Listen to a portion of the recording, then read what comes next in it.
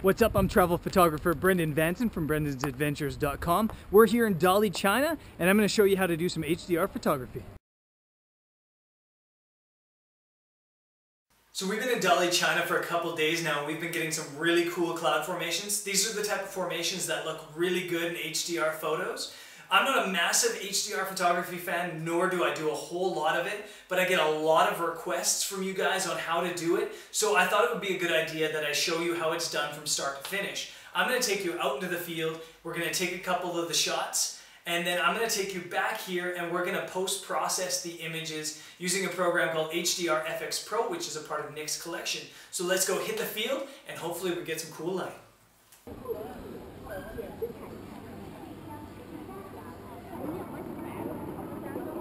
Okay, so I'm down on location. It's way busier than I had hoped, and the light's a little bit off, but I'm going to show you how to do this anyway, just for the sake of it.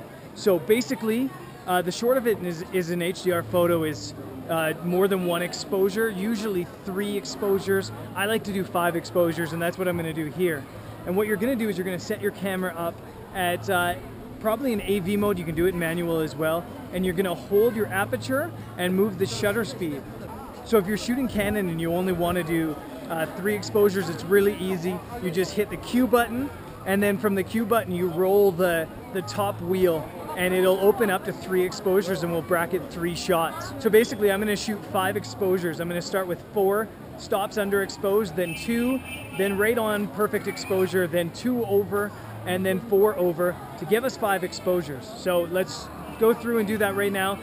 So there were way too many people at the first spot to get a good HDR photo, so I've come to this other spot, this alleyway. There's still lots of people, but I think it'll work in my advantage here.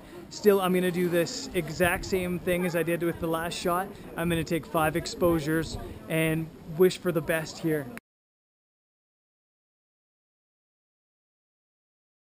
So this has turned out to be one of the most difficult shoots and one of the most frustrating. Chinese people have no problem walking right in front of your camera and standing right at you, taking a picture of you, trying to take a picture, getting in your shot.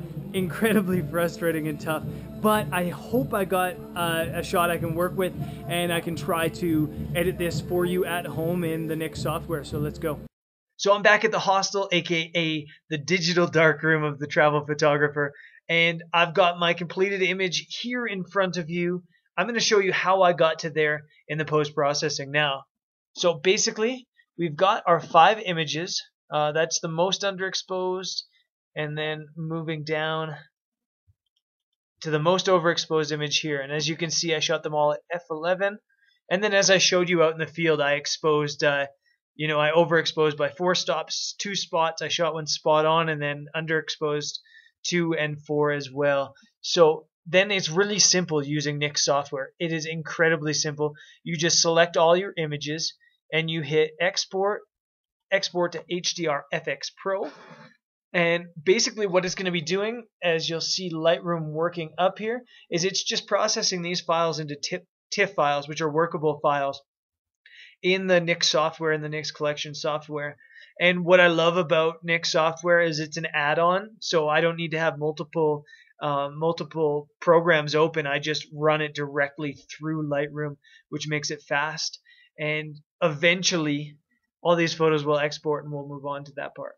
Okay, so once you get to the next dashboard, this is where you basically mess around with your exposure and you fix some of the ghosting and stuff that happens. It was a really, really tough night shooting. It was really hard.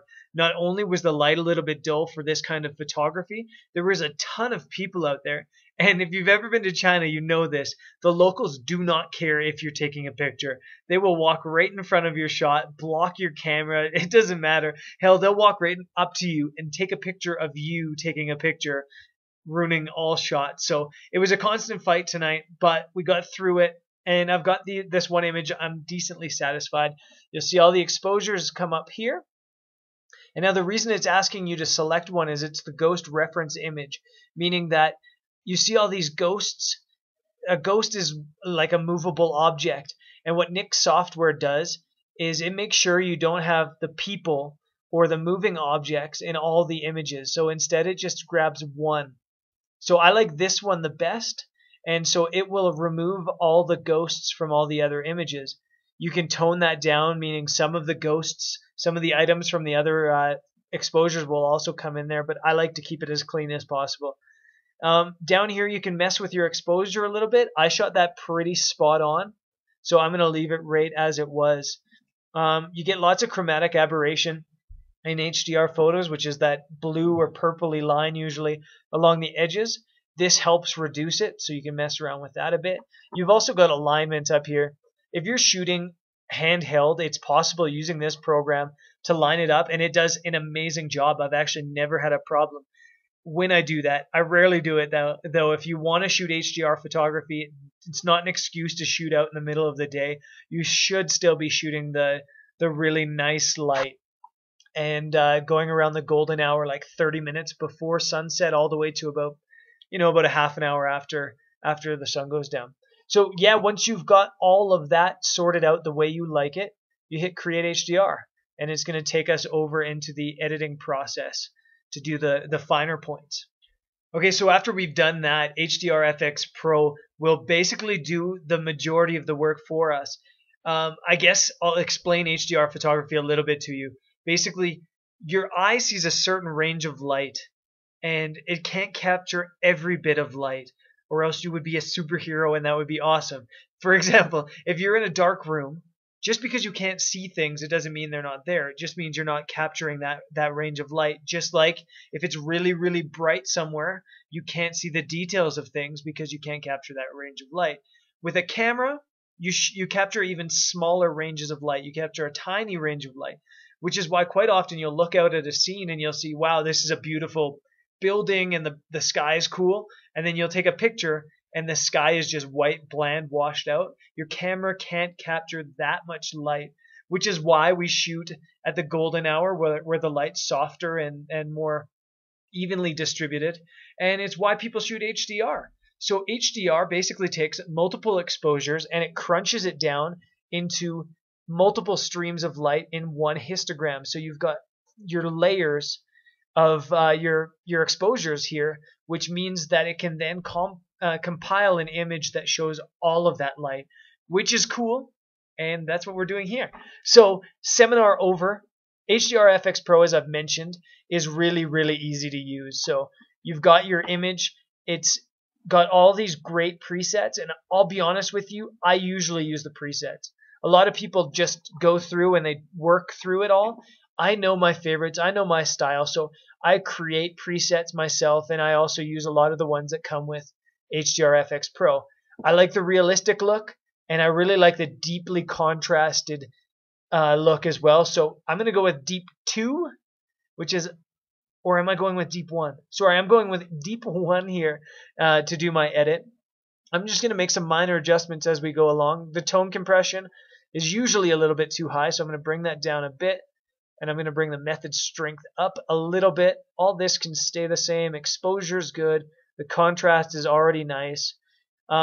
Structure is cool. If you crank too much structure, though, you get these images that are really grainy like that. So some people like that style. Me, I like just a little bit of it. You see this foreground, the path here. It looks cool with a little bit of that added. So I like to add just a touch of that. Like that. And now I always turn down the saturation. I think HDR photos already have way too much of it, so I like something around 10%. You've got your temperature, you've got your tint, you've also got some vignetting if you're into that sort of thing. I kind of like to keep my images more on the clean side, but yeah, so honestly, that's it. That's it. That's all I'm going to do. You can mess around with the curves and stuff like that, but honestly, the beauty of Nik software, HDR Efex Pro, is that it's quick and easy. And now I've got my HDR image. I want to make some final tweaks to it in Lightroom. And so I'm just going to bring it back to Lightroom as a TIFF file by hitting save. Okay, so we're back in Lightroom, and I just need to make some quick adjustments to this. So I'm going to bring the image over into the develop module and make those adjustments as soon as my really slow computer gets us there. The one thing is the horizon's leaning pretty hard. Part of it is that I'm using a super wide lens here. I use the Sigma 10 to 20 millimeter, so it distorts it a little bit. You get kind of this distortion that makes it look like it's leaning more than it is. but I'm going to fix it just a bit like that. And then I'm also going to remove some spots that I noticed.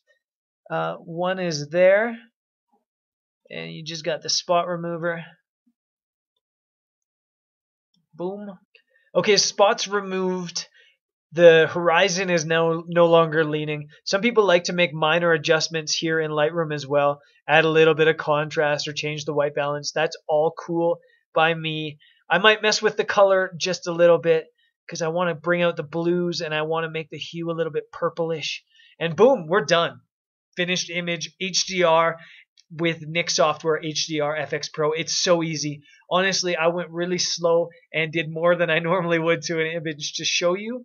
It is really, really easy, and the product is totally worth it. I think it's like 99 bucks. Now, don't quote me on that, but I think it's like 99 bucks. You get HDR Efex Pro and you get all the other Nik software stuff, which is essential, I think. It's great stuff. Yeah, that's it for me on the show on this HDR photography tutorial. And I hope you like the show and continue subscribing. And check out brendansadventures.com if you get a second as well. That's it for me on Travel Photography with Brendan Vanson. We'll be next in Shangri-La, China. I hope you stick around. Peace.